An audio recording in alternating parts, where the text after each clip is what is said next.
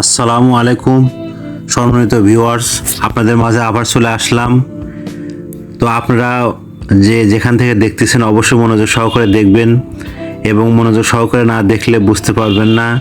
আসলে স্বাস্থ্য এমন জিনিস, আপনার নিজেদের ভালোবাসতে হবে, নিজের প্রতি খেয়াল রাখতে হবে। তো বন্ধুরা, আপনারা যারা দেখছেন অবশ্যই নদীর মাঝে শেয়ার করবেন, সাবস্ক্রাইব করবেন।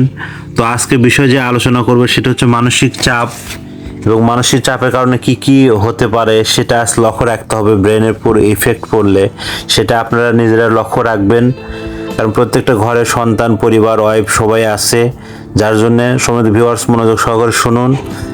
মানসিক চাপ আপনার বেশি হলে বেশি কথা বলা, কম কথা বলা, অতি উত্তেজনা এবং চঞ্চলতা, লজ্জা কমে যাওয়া, একা একা হাসা, একা একা কথা বলা, নিজের খেয়াল না করা, গোসল না করা, হঠাৎ রেগে যাওয়া, বিড়বিড় করা, অন্যকে সন্দেহ করা, রুচি কম, বদমেজাজ, আবেগপ্রবণ এবং খুঁতখুঁত স্বভাব, একই কাজ বারবার করা এবং বেশি বেশি গোসল করা এবং ভয় লাগা, মৃতভীতি এবং গায়েবী কথা শোনা, ভুল বকা, ছোটাছুটি করা, বাড়ির বাইরে না হওয়া, উদ্দেশ্যবিহীন ঘোরাফেরা, কান্নাকাটি করা, ওষুধ খাবার অনিচ্ছা,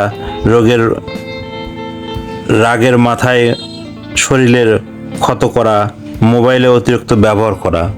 তো সময় ভিউয়ার্স, এই সমস্ত জিনিস অনেক সময় বেশি হয়ে থাকলে বুঝতে পারবেন যে সমস্যা হয়ে গেছে, মানসিক চাপ হয়ে গেছে।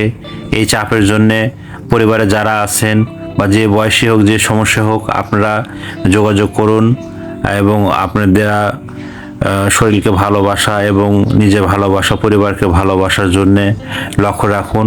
আমার এই যে ভিডিওটা যারা দেখছেন তাদের ভালো অবশ্যই লেগেছে, আপনারা শেয়ার করবেন, এবং আপনারা আবার একই সময়ে একদিনে আসবো অন্য কোনো ভিডিও নিয়ে। Thank you. আমি মোহাম্মদ জাকারিয়া আবেদিন, পল্লী চিকিৎসক, মোটিভেশন স্পিকার। আবার দেখা হবে। ধন্যবাদ।